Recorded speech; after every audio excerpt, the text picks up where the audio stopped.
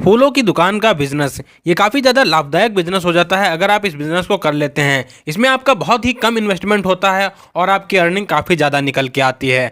आज की इस वीडियो में हम आपको बताने वाले हैं कि अगर आप एक फूल का बिजनेस करना चाहते हैं तो आपका इसमें इन्वेस्टमेंट कितना जाता है, इसमें आपकी अर्निंग कितनी होती है और आपके इसमें डॉक्यूमेंट्स कौन कौन से लगते हैं। प्लस एक बात और बताऊंगा जिससे कि आपका ये बिजनेस बहुत ज़्यादा अच्छी तरीके से रन करेगा। तो आज की इस वीडियो को अंत तक देखिएगा, ये वीडियो बहुत ज़्यादा इंपॉर्टेंट होने वाली है। तो चलिए देर न करते हुए इस वीडियो को स्टार्ट कर लेते हैं। हेलो गाइस, मेरा नाम है अरुण पासवान और आप देख रहे हैं मास्टर ब्रेन। अगर आपको एजुकेशन से रिलेटेड वीडियो देखना पसंद है तो हमारी वीडियो को लाइक करके चैनल को सब्सक्राइब कर लीजिए और आने वाले बेल आइकन को भी दबा दीजिए जिससे कि हमारे आने वाली नई वीडियो की नोटिफिकेशन आप तक सबसे पहले पहुंच सके। तो सबसे पहले हम बात कर लेते हैं कि अगर आप ये सोच रहे हैं कि फूल का बिजनेस करके कोई इंसान कितना ही कमा लेता है, तो सबसे पहले तो मैं आपको बता दूं कि इनकी इंपॉर्टेंस क्या होती है। तो यहाँ पे आपके आसपास कहीं शादी वगैरह भी होती है तो आपकी दुकान से फूल खरीदे जाएंगे। इसके अलावा त्यौहार तो हमेशा आते रहते हैं, पूजा वगैरह भी होती रहती है, लोगों के घर बर्थडे वगैरह भी पड़ते रहते हैं और लोगों के घर कई पार्टी वगैरह भी पड़ती रहती है जिसमें कि फूलों का उपयोग बहुत ज़्यादा होता है। इसके अलावा रोज़मर्रा के यूज़ों में भी लोग फूल खरीदते हैं।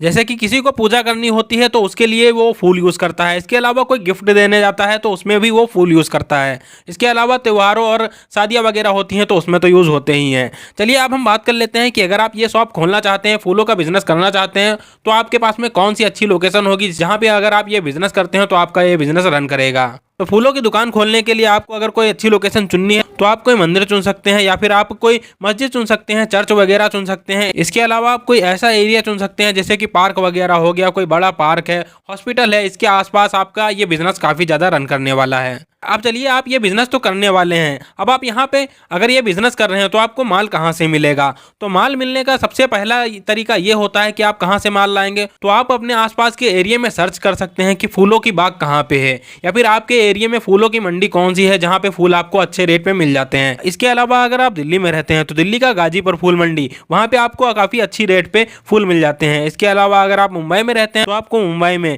दादर फूल बाजार में आपको काफ़ी ज़्यादा अच्छे रेट पे फूल मिल जाते हैं। इसके अलावा आप अगर बेंगलुरु में रहते हैं तो आपको यहाँ पे बेंगलुरु का कोरमंगला एक फूल मार्केट है, वहाँ से आपको काफ़ी ज़्यादा अच्छे रेट में फूल मिल जाएंगे।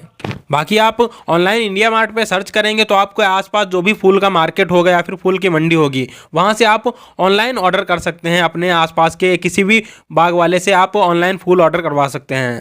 चलिए, फूल खरीदने के बाद अब हम बात कर लेते हैं कि अगर आप ये बिजनेस करते हैं तो आपको यहाँ पे लाइसेंसेस कौन कौन से लेने पड़ सकते हैं। तो सबसे पहले आप यहाँ पे एक शॉप रखेंगे तो इसके लिए आपको एक शॉप एंड एस्टेब्लिशमेंट का लाइसेंस लेना पड़ेगा। यहाँ पे आपको अपने नगर निगम से इसके लिए आपको शॉप एंड एस्टेब्लिशमेंट को रजिस्टर भी करवाना पड़ेगा, अपनी शॉप को रजिस्टर करवाना पड़ेगा। इसके अलावा आपको यहाँ पे अगर आपका टर्नओवर ज़्यादा होता है पैसों का तो आपको यहाँ पे GST नंबर भी लेना पड़ सकता है। इसके अलावा आप यहाँ पे कुछ खाने वाले फूल भी बेचते हैं तो आपको यहाँ पे फसाई का लाइसेंस लेना पड़ सकता है। ये सारे लाइसेंस आपको नगर निगम से लेने पड़ेंगे अपने। अब हम बात कर लेते हैं कि आप अगर फूल खरीद के रखते हैं तो उनको ताज़ा कैसे रखना है, क्योंकि फूल एक ऐसी चीज़ है, बहुत ज़्यादा नाजुक चीज़ है, तो फूल बहुत ज़्यादा जल्दी मुरझा जाते हैं। तो उसको ताज़ा रखने के लिए आपको पानी में फूल रखना पड़ेगा। इसके अलावा फूल को ठंडा करने वाला जो कूलर आता है, फ्रीजर आता है, वो आपको लेना पड़ेगा।